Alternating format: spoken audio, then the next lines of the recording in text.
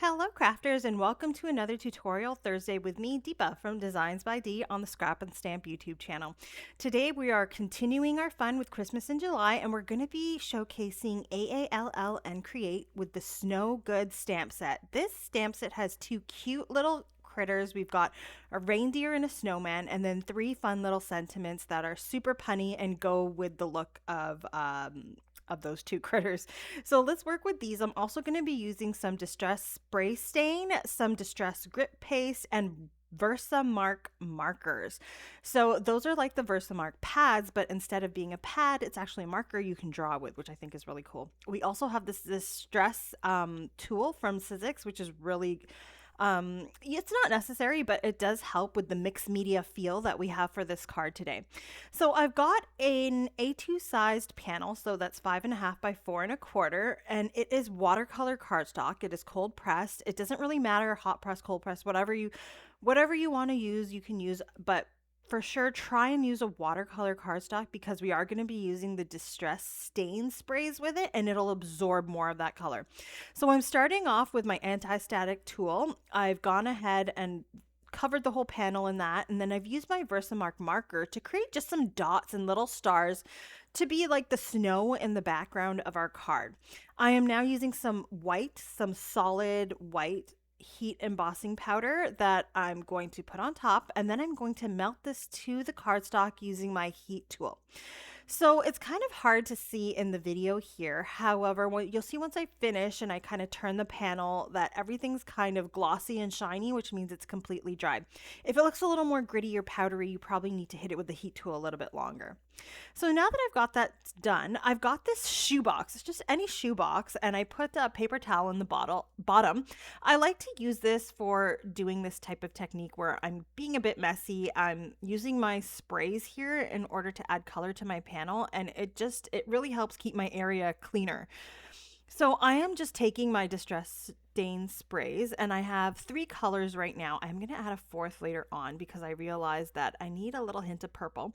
But right now I've got Salvage Patina, Tumbled Glass, and then the 3rd color is Broken China.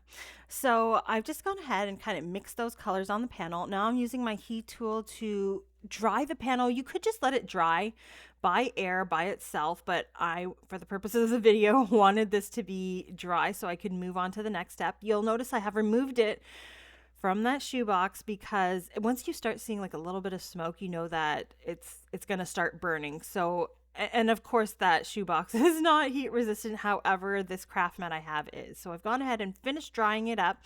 I've kind of wiped off any extra paint that may be on top of those white embossed areas. And then I've also got some white splatter, which I'm adding to this background. You could use any type of splatter. You could use white gouache, you could use white acrylic paint, anything you have just to create that snowy feel in the background. So I'll set that aside and let it dry the rest of it by itself. And I'll move on to my cute little critters. I've set them up here in my Misty tool here, and I'm going to stamp them out using some alcohol safe ink. Say that properly. We're using Memento ink, which is perfect for alcohol ink coloring because it is water-based and alcohol inks are alcohol, so the two won't mix, so you're not going to get any smudging or anything on your little critters here. So I've gone ahead and stamped them out twice to get a nice good black imprint. Now I'll set that aside for a second. I picked out my colors, and when I picked out my colors for my critters, I realized I wanted more of that purple. So I'm coming in with a little bit of Wilted Violet Distress Stain Spray. I can never say that properly. And I am just adding just some of it to this panel that we had just kind of finished with. I want more of that purple in there because we're adding some purple into the critters, and then it kind of just ties everything together. I didn't want to use too much blue because I figured it will fade into the background, so that is my reasoning for that. I've set that panel aside again to dry, and I've got some Spectrum Noir markers. So I'm using green turquoise, magenta, pink violet, and then I've got that other green there. There are 3 blends, and basically each of these markers has 3 tones on them. There's a dark, a mid, and a light color. And I think it just makes it easier for coloring. I mean, you could go to Copics and you could grab like 3 different tones of each of the colors you're going to use, but that kind of is a bit time consuming and I just wasn't in the mood today. So I grabbed my Spectrum Noirs. All I have to do is pick the 3 colors that I want. The 3 tones are on there and ready to go, and I just have to switch them up as I'm coloring. And it's also easier because it's like one pen in your hand instead of having 3 different colors that you need to keep changing out and blending. So I find that these markers really do come in handy. They are available in the store. Everything that I have used is linked down in the description down below, so you can check that out in the Scrap and Stamp store. And do keep in mind there is a sale going on right now. So this actual Snow Good stamp set is on sale right now, so you can grab that for a great price in the store. So do check that out. Links down below. Moving on, I am just coloring in these critters. So this little reindeer, he's going to be super duper purple, and that is why I added the purple to that that watercolor type looking background that we've got going. And I'm actually going to highlight the purple with green. So purple with like this bright, like lime type colored green always looks really good. And then I'm also on the snowman going to add like a hint of pink in there, which is just going to pull all these kind of retro colors together and like make them look really nice. So I've gone ahead and finished off my little reindeer, but before I continue, I do have to pull in 2 more colors. So I've got like a brown and like the burnt orange blend here. The brown's going to be for the little hands on my reindeer and also for the wooden arms on the snowman. And then I've got the orange for the nose on the snowman. So I'll go ahead and continue coloring these in. I'm not doing anything too crazy here. I'm using my darker color, coming in with my lighter color, and then my lightest color to blend everything out. And then I'll come in with the dark again to kind of darken the darker areas a little more. And that's generally the strategy or technique that I use when I'm doing alcohol marker coloring. And then on the snowman, you'll notice I tried a bit of a different technique. For that brim of the hat there, I started with like pink on one side and then mixed into a purple on the left side, which I thought looked really cool. And the reason why we start with the darker on the outer, come into a lighter in the center, is it creates like a highlight in the center where like if the light was shining in the front of the snowman, it would kind of shine lightest in the center, right? So that's kind of why we did it that way. You don't have to do anything like that. Like these are fun little critters. No one's going to notice where your highlights and your lowlights are. So just have fun with it. I use a little bit of the lightest blue there on the snowman for the snow. And then I'm using like a clear Copic marker just to blend that out a bit. And those are my 2 little critters. Now I don't have dies for these guys, so I am going to do some fussy cutting to cut them out. So nothing too crazy there. I'm not going to show you the entire process because that would be super duper boring to see me just cutting out these guys. But in the end, they look really fun and ready to go. Now, another idea you could use for these guys, you notice they have that big eye, each one of them. I was trying to look for these in my craft stash, but could not find them, but googly eyes would look super duper cute on them. So if you happen to have them, you could go ahead and slap those onto the eyes. They fit perfectly in the center. I think like the smaller size works best. I didn't have them.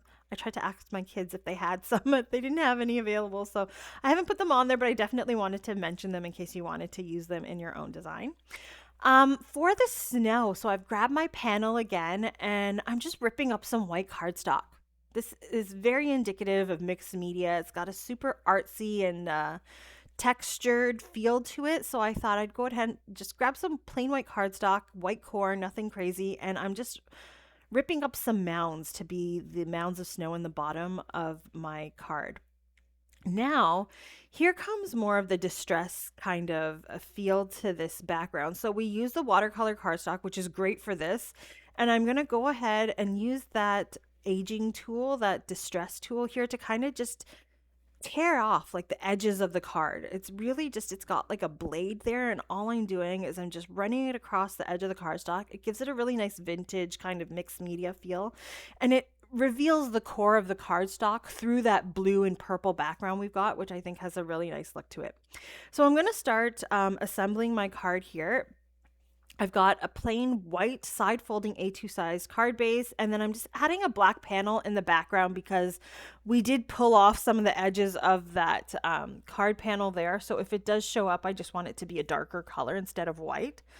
Now I'm attaching my panel, that distressed panel there.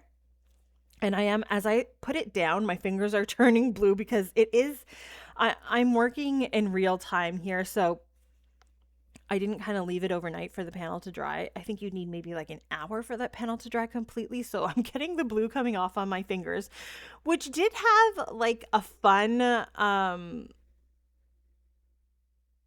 little mistake, but it worked out well. It's hard to see in this video here, but on the top of those white mounds, there's just little bits of blue on it, which kind of pull from the blue background for the snow, which just basically came off of my fingers from the panel, which worked out really nice. It looks actually really nice in the end. I think when I put the grit paste on, you'll see it later on. So I've gone ahead and I've attached those two critters, the snowman and the reindeer, and I've put them on the mounds of snow. I'm also adding a couple more mounds of snow in the background because I just wanted to add a little bit more to the design. Just behind the critters, I noticed the reindeer's kind of coming off, and that is only because my panel is not 100% dry. So I'll stick him on again with another piece of foam adhesive.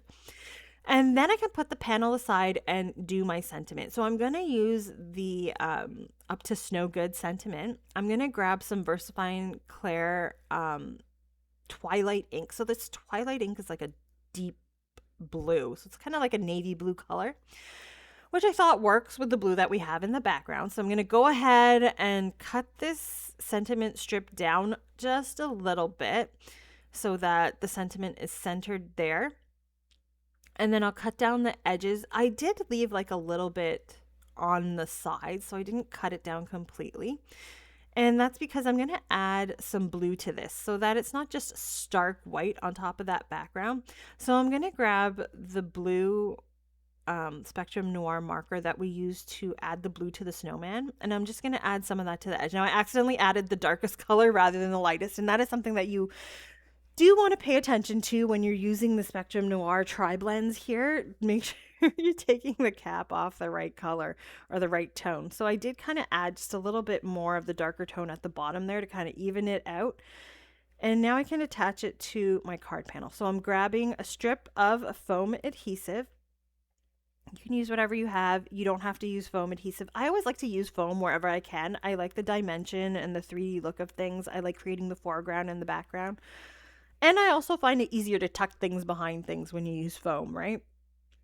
So I've gone ahead and attached the sentiment, and now I'm going to grab my grit paste. Now, the grit paste is in the color Snowfall, so I thought it was just perfect. It works perfectly for this. So I'm just going to add it to the top of the sentiment strip there to kind of look like snow has kind of fallen on the sentiment and gathered at the top like it would at the top of a windowsill.